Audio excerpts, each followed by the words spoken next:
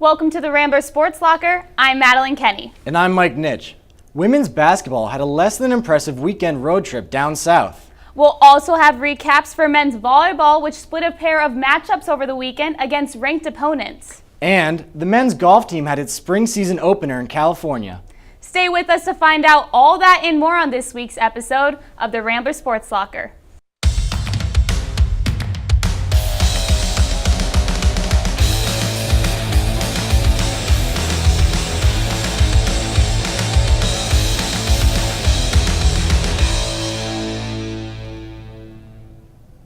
Loyola's men's basketball team has cut it close twice in the past week. The Ramblers overcame a 19-point deficit to take the lead in the final minute on Sunday game against Evansville.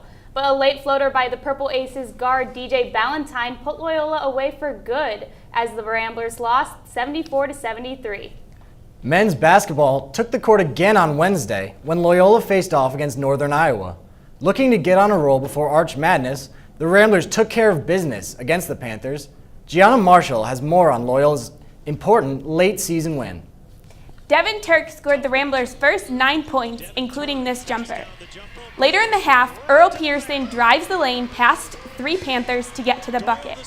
In the second half, Milton Doyle with a midcourt steal and score on the break. It was Doyle with another big play, hitting the game-tying 3 with only a minute left to play. Here we can see another angle of the big shot. Montel James stays strong in the paint and wins a free throw to take the lead for the Ramblers. UNI's Clint Carson had a chance to tie the game at the buzzer, but only found iron. After the game, head coach Potter Morzer praised Milton Doyle's effort on Wednesday night. He knocked down a huge three, big three that he knocked down, and I thought he was definitely one of the keys to the game. So, Gianna, what do you think the key to the Ramblers' success was on Wednesday? I think the key to the Ramblers' success was Loyola's defense. They were able to hold UNI's team to the outside of the arc by double-teaming them and triple-teaming them. All right, well, thank you, Gianna. The game was brought to you by the Jesuit community. Dylan Conover attended the event and found out how Jesuits form a team on and off the court. It's that time of year again. The Jesuits are back in Gentile for Jesuit Jam. Jesuit Jam is a tradition that allows the Jesuit community to build a stronger community with the Loyola student body, all while cheering on the men's basketball team. We sort of want to display the talents and the openness of the Jesuit community. So one of our big things is meeting people where they're at, so we figured we'd come to one of the Rambler games. Loyola students have different exposures to the Jesuit community. An event like this allows the students to see the Jesuits in an informal environment. I always think that they're always just people that pray all day, kind of stay low. But I think that this gives them an opportunity to kind of get out there and show them what they're made of. This is really helpful. Allows the community to come together so you get to experience them outside of the classroom, outside of church, and see how they're actually involved in the Loyola community. Well, I think the Jesuits are an integral part of this campus. You know, there's so many different types of people here, and the one thing I think that really brings them together is the Jesuit community. With free t-shirts, food, and Jesuit entertainment, it's no surprise that students make it out to the event every year. For the Rambler Sports Locker, I'm Dylan Conover. Oh, one more thing. Go Ramblers! Woo!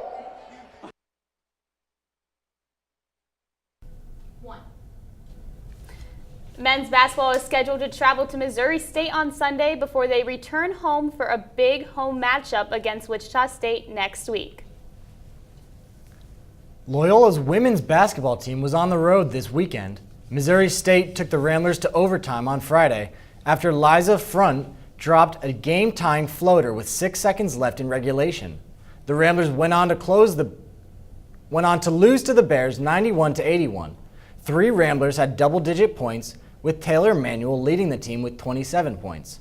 On Sunday, looking for redemption, the Ramblers traveled to Wichita, Kansas to take on the Shockers. Although Nika Wheeler ran the floor for Loyola with a team-high 19 points, the Ramblers fell to Wichita State 65-62. The Ramblers will be back in action on Friday at home when they host Illinois State. Be on the lookout for Manuel, who is 9 points shy of becoming the 24th player in program history to reach the 1,000 career point milestone. Now we'll send it over to Kit Anderson for this week's By the Numbers.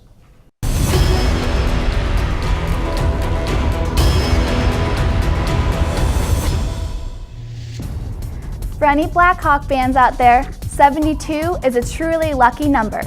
Artemi Panarin, who scored a hat trick last night against the New York Rangers, wears the number 72. He is nicknamed the Bread Man and is the Blackhawks' rookie sensation. In honor of Michael Jordan's 53rd birthday, many Bulls fans have been reminiscing about the famed 1995-1996 team. That Bulls team won a record-setting 72 games. Their worst of only 10 losses that year came at the hands of the New York Knicks when they lost 104-72 at Madison Square Garden. Many White Sox fans have fond memories of the dynamic catcher Carlton Fisk.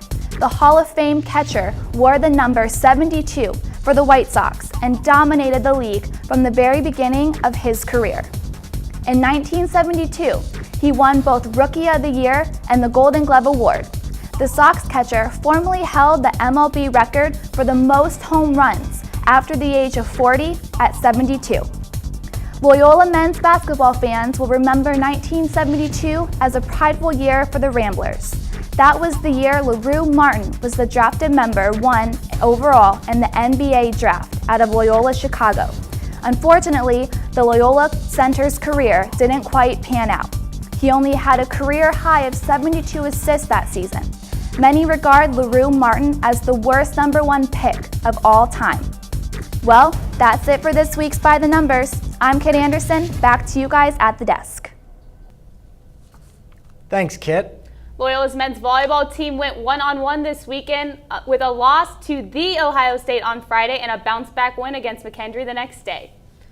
On Wednesday, number 8 Loyola traveled to Muncie, Indiana to take on number 12 Ball State. After dropping the first 2 sets, the Ramblers won the third and were led by first-year Colin Mahan and sophomore Ricky Gavis, who combined 9 kills. But in the fourth set, the Cardinals rallied for an early 4-0 lead. From there, Loyola led mid-set, but the Cardinals' unanswered points sealed the match for them. Ball State upsets Loyola 3-1. Men's volleyball is expected to play IPFW in Indiana on Saturday. Loyola's men's golf team traveled to Industry Hills, California this past weekend to take part in the Foligno Invitational and came home with their best result of the season. The West Coast weather propelled the Ramblers to a 7th place finish out of 10 teams. Freshman Orion Yamat led the Ramblers on Monday, shooting 3 under par, his best round of the season. His teammates, freshman Garrett Buckley and senior PJ Reiner, both improved on the second day as well, shooting a 72 and 73 respectively. The Ramblers will take a month-long break before their next action. To trade or not to trade, we recently learned that the Bulls have decided not to trade Pau Gasol before the trade deadline. Let's go to the Ramble to discuss.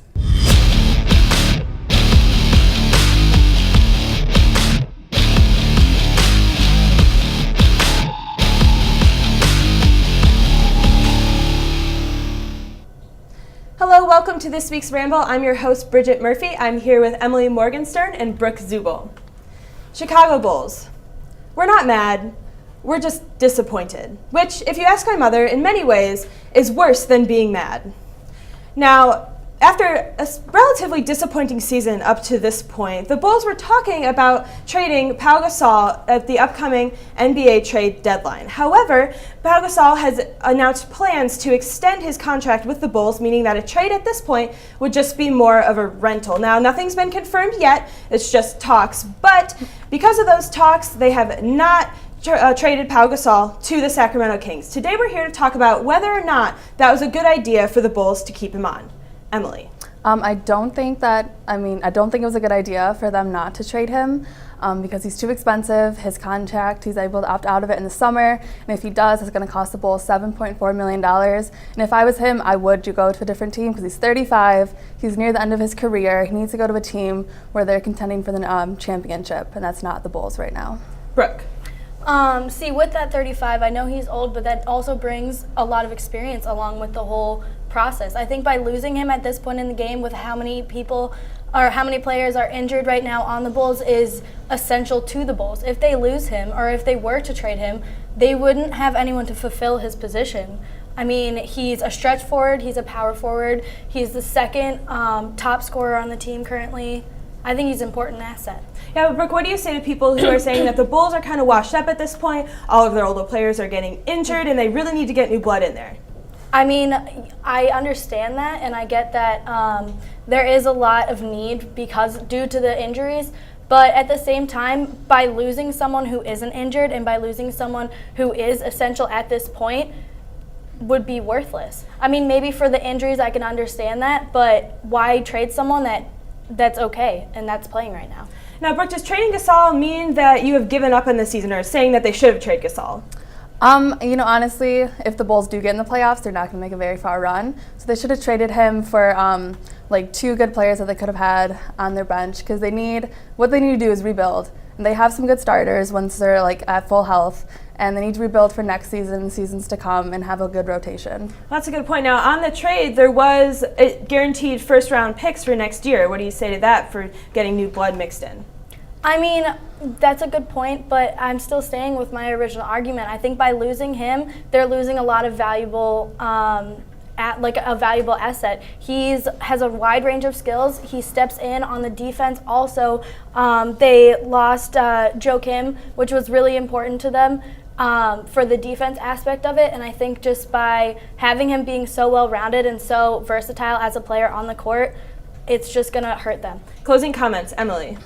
Right now, when Derrick Rose, Jimmy Butler, and Joakim Noah are at full health, they have good starters. They just need a full rotation, a better rotation. That's how you win games. That's how you win a national championship, is with a good rotation. Brooke? I think by having those players back, I think that will help them, but I don't think by sending out Gasol that it's going to hurt them. I'm going to go with Brooke on this one. When you lose players to injury, you've lost Derrick Rose, you've lost Joakim Noah, you've lost Jimmy Butler, you've even lost the fandom of Marky Mark that comes with Jimmy Butler being on the court. They really need players who know how the team works and know how to then train the young blood that's coming in. I'm giving this one to Brooke. Back to you at the desk. And with Marky Mark goes the Funky Bunch. A sad day indeed. Thanks for tuning in to this week's episode of the Rambler Sports Locker. To stay up to date on Loyola Sports, you can follow us on Twitter and on Instagram, or subscribe to our YouTube page. Make sure to tune in to next week's episode of the Rambler Sports Locker. I'm Mike Nitch. And I'm Madeline Kenny. As always, don't forget to turn out the lights.